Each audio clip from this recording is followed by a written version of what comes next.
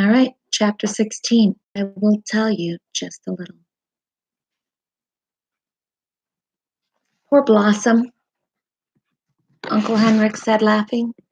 After dinner that evening, it was bad enough that your mother was going to milk her after all these years of city life, but Anna Marie, to do this for the very first time, I'm surprised Blossom didn't kick you. Mamma laughed too. She sat in a comfortable chair that Uncle Henrik had moved from the living room and placed in a corner of the kitchen. Her leg, in a clean white cast to the knee, was on a footstool.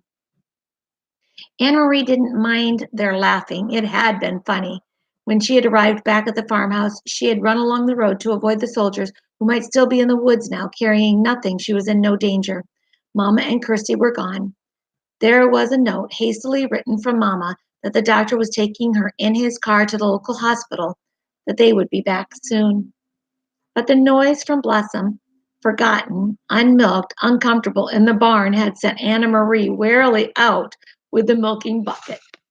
She had done her best, trying to ignore Blossom's irritated snorts and tossing head, remembering how Uncle Henrik's hand had worked with a firm, rhythmic pulling motion, and she had milked. I could have done it, Kirsty announced. You only have to pull it and it squirts out. I could do it easily. Anna Marie rolled her eyes. I'd like to see you try, she thought. Is Ellen coming back? Kirsty asked, forgetting the cow for a moment. She said she'd make a dress for my doll. Anna Marie and I will help you make a dress, Mama told her. Ellen had to go with her parents. Wasn't that a nice surprise that the Rosens came last night to get her? She should have waked me to say goodbye, Kirsty grumbled, spooning some imaginary food into the painted mouth of the doll she had propped up in the chair beside her. Anna Marie, Uncle Henrik said, get up from the table. And pushing back his chair, if you come with me now to the barn, I'll give you a milking lesson. Wash your hands first. Me too, said Kirsty. Not you, Mama said, not this time. I need your help here, since I can't walk very well. You have to be my nurse. Kirsty hesitated, deciding whether to argue. Then she said, I'm going to be a nurse when I grow up, not a cow milker, so I have to stay here and take care of Mama. Followed as usual by the kitten, Anna Marie walked with Uncle Henrik to the barn through a fine misty rain that had begun to fall. It seemed to her that Blossom shook her head happily when she saw Henrik and knew that she would be in good hands again. She sat on the stacked hay and watched while he milked, but her mind was not on the milking. Uncle Henrik, she asked, where are the Rosens and the others? I thought you were taking them to Sweden on your boat, but they weren't there. They were there, he told her, leaning forward against the cow's broadside. You shouldn't know this. You remember that I told you that you were safer not knowing. But, he went on, his hands moved moved with their sure and practiced motion. I will tell you just a little, because you were so very brave. Brave? Anna Marie asked, surprised. No, I wasn't. I was very frightened. You risked your life. But I didn't even think about that. I was only thinking of, he interrupted her, smiling.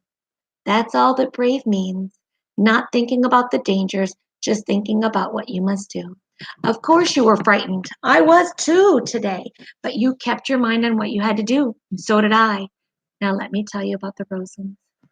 Many of the fishermen have built hidden places on their boats. I have too. Down underneath, I have only to lift the boards in the right place, and there is room to hide a few people. Peter and others in the resistance who work with them bring them to me, and to the other fishermen as well. There are people who hide them and help them along the way to Gillahee.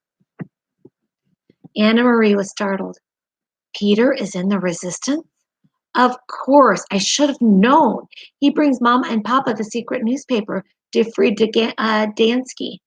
And he always seems to be on the move. I should have figured it out myself. He is a very, very brave young man, Uncle Henrik said. They all are. Anna Marie frowned, remembering the empty boat that morning. Were the Rosens and the others there then, underneath, when I brought the basket? Uncle Henrik nodded. I heard nothing, Anna Marie said. Of course not. They had to be absolutely quiet for many hours. The baby was drugged so that it wouldn't wake and cry. Could they hear me when I talked to you? Yes, your friend Ellen told me later that they heard you. And they said they heard the soldiers who came to search the boat. Anna Marie's eyes widened. Soldiers came? She asked. I thought they went the other way after they stopped me. There are many soldiers in Gillihy and all along the coast. They are searching all the boats now. They know that the Jews are escaping, but they are not sure how, and they rarely find them. Hiding places are carefully concealed, and often we pile dead fish on the deck as well. They hate getting their shiny boots dirtied. He turned his head toward her and grinned. Anna Marie remembered the shiny boots confronting her on the dark path. Uncle Henrik, she said, I'm sure you are right that I shouldn't know everything, but please, would you tell me about the handkerchief? I knew it was important, the packet, and that's why I ran through the woods to take it to you. But I thought maybe it was a map. How could a handkerchief be important? He set the filled pail aside and began to wash the cow's udder with the damp cloth. Very few people know about this, Anna Marie, he said with a serious look. The soldiers are so angry about the escaping Jews and the fact that they can't find them, that they have just started using trained dogs. They had dogs, the one who stopped me on the path. Uncle Henrik nodded. The dogs are trained to sniff about and find where people are hidden. It happened just yesterday on 2 boats. Those dogs, they go right through the dead fish to the human scent. They were all very, very worried. We thought it meant the end of the escape to Sweden by boat.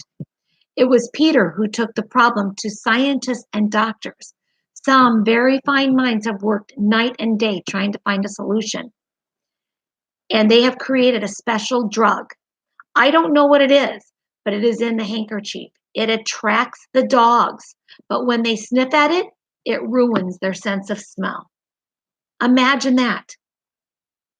Anna Marie remembered how the dogs had lunged at that handkerchief, smelled it, and then turned away. Now, thanks to Peter, we will each have such a handkerchief for each boat captain. When the soldiers board our boats, we will simply pull the handkerchiefs out of our pockets. The Germans will probably think we all have bad colds. The dogs will sniff about, sniff the handkerchiefs we are holding, and then roam about the boat and find nothing. They will smell nothing. Did they bring dogs to your boat this morning? Yes, not 20 minutes after you had gone. I was about to pull away from the dock when the soldiers appeared and ordered me to halt. They came aboard, searched, and found nothing. By then, of course, I had the handkerchief. If I had not, well, his voice trailed off, and he didn't finish the sentence. He didn't need to. If she had not found the packet where Mr. Rosen had dropped it, if she had not run through the woods, if the soldiers had taken the basket, if she had not reached the boat in time, all of the ifs whirled in Anna Marie's head. They are safe in Sweden now? She asked. You're sure? Uncle Henrik stood and patted the cow's head. I saw them ashore. There were people waiting to take them to shelter. They are quite safe there. But what if the Nazis invade Sweden? Will the Rosens have to run away again? That won't happen. For reasons of their own, the Nazis want Sweden to remain free. It is very complicated. Anna Marie's thoughts turned to her friends hiding under the deck of the Ingeborg.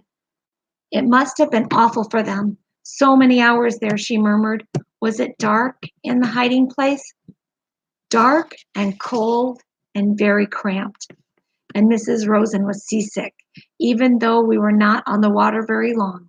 It is a short distance, as you know, but they are a courageous people, and none of that mattered when they stepped ashore. The air was fresh and cool in Sweden. The wind was blowing. The baby was beginning to wake as I said goodbye to them. I wonder if I will ever see Ellen again, Anna Marie said softly. You will, little one. You saved her life after all. Someday you will find her again. Someday the war will end, Uncle Henrik said. All wars do. Now then, he added, stretching, that was quite a milking lesson, wasn't it? Uncle Henrik, Anna Marie shrieked, and then began to laugh. Look, she pointed. The god of thunder has fallen into the milk pail.